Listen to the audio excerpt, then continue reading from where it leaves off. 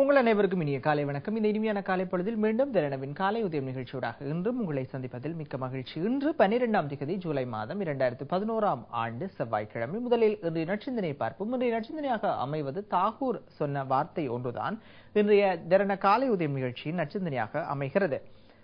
எல்லோரும் தம்மை விட்டுவிட்டு வேறொருவரையே சீர்திருத்த முயல்கிறார்கள் என்று தாகூர் சொல்லியிருக்கின்றார்.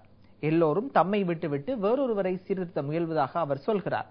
ஏனென்றால் நாங்கள் எப்போதும் மற்றவர்களிலே இருக்கும் பிழைகளை காண்கிறோமோ தவிர நாங்கள் எங்களிடத்தே இருக்கும் பிழைகளை ஒருபோதும் கண்டுகொள்வதும் இல்லை. அவற்றை சரி செய்வதற்கு நாங்கள் எப்போதும் எத்தனிப்பதும் இல்லை. நாங்கள் மற்றவர்களை திருத்துவதை விட நாங்களாகவே எங்கள் பிழைகளை அறிந்து கொண்டு நாங்கள் திருந்தி வாழ்வோமாக இருந்தால் மற்றவர்கள் எங்களை பார்த்து அவர்கள் திருந்தி வாழ முற்படுவார்கள். ஆகவே இந்த உலகத்தை நாங்கள் எப்போதும் சீர்திருத்த வேண்டிய அவசியம் இராது என்பதற்காக தாகூர் அப்படி சொல்லி இருக்கலாம். எல்லோரும் தம்மை விட்டுவிட்டு வேறொருவரையே சீர்திருத்த முயல்கிறார்கள் என்று அவர் சொல்லி இருக்கின்றார்.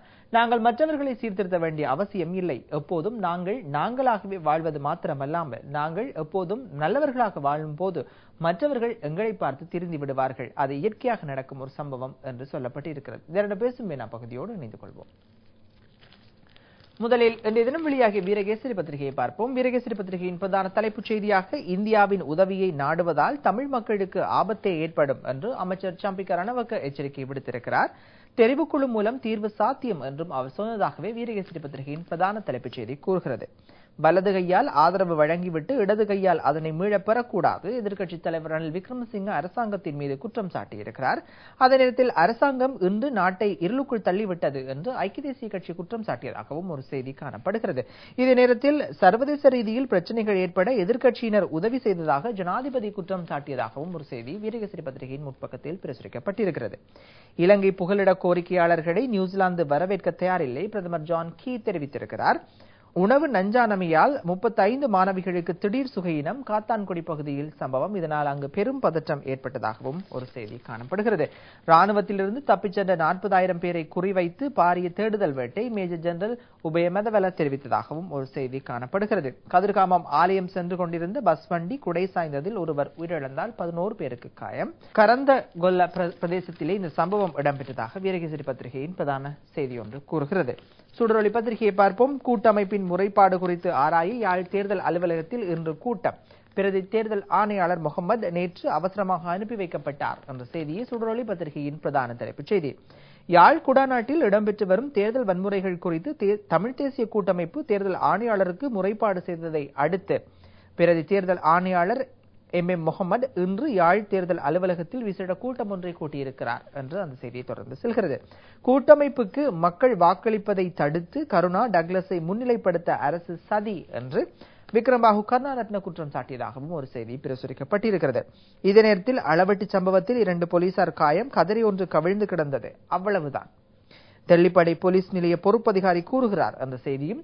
வவுனியா சிறையில் 4 கைதிகள் சாகும் வரை உண்ணாவிரதம், விடுவிக்கப்பட்டோர் மீண்டும் கைதாவதற்கு எதிர்ப்பு தெரிவித்து என்று அந்த செய்தி தொடர்ந்து செல்கிறது. அவை சுடரொளி பத்திரிகையின் பிரதான செய்திகளாக அமைந்திருக்கின்றன.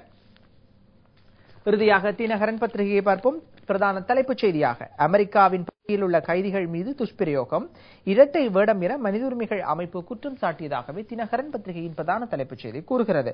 சிறை கைதிகள் மீது மனித உரிமை மீறல்கள், புஷ் டிக் செனி மீது விசாரணைக்கு வலியுறுத்தல், அதே போல சர்வதேச விசாரணை அவசியம் என்றும் அந்த செய்தியோடு தொடர்பட்ட செய்திகள் உப செய்திகளாக பிரசுரிக்கப்பட்டிருக்கின்றன.